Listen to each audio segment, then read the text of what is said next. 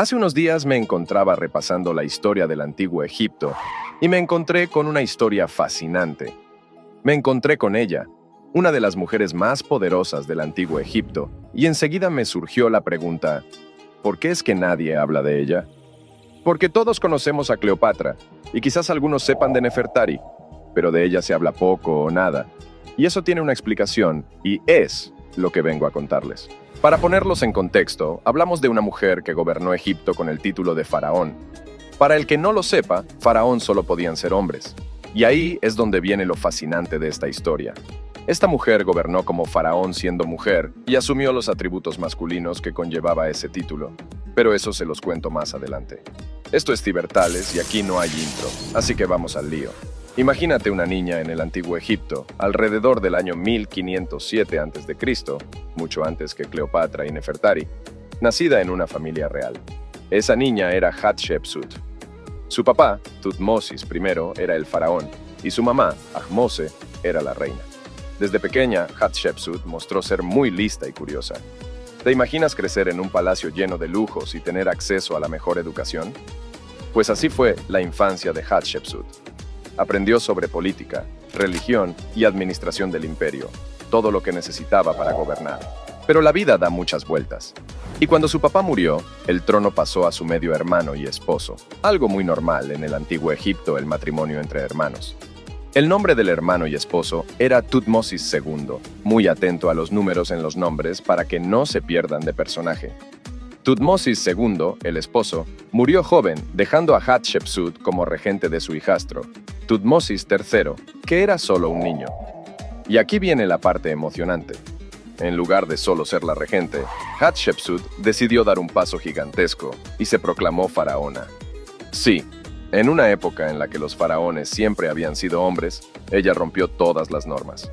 Incluso se hizo representar como un hombre con la barba postiza ceremonial y el tocado de faraón, para que nadie pudiera cuestionar su autoridad.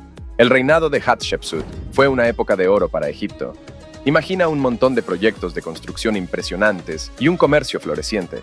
Uno de sus logros más famosos fue la expedición a la tierra de Punt, un lugar misterioso y rico.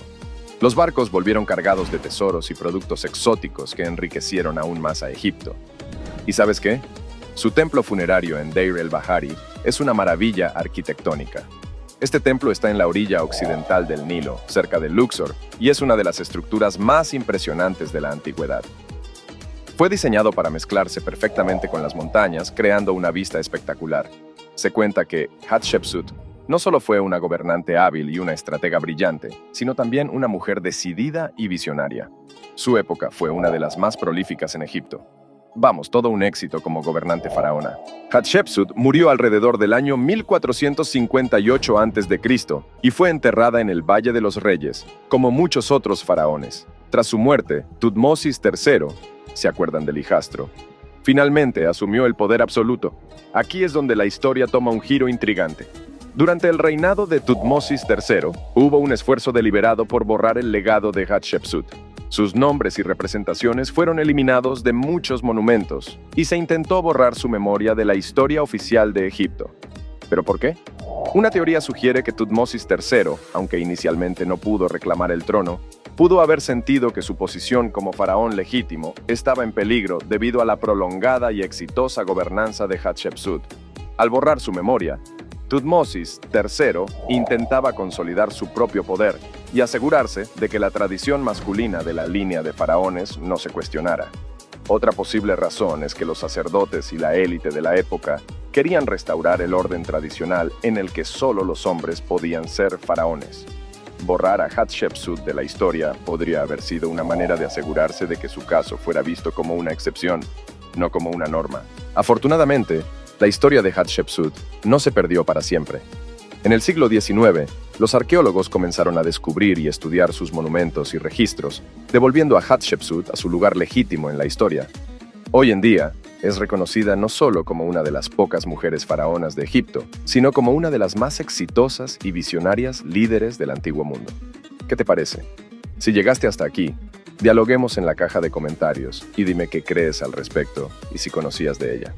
Ya de paso, suscríbete y dale like si te parece bien.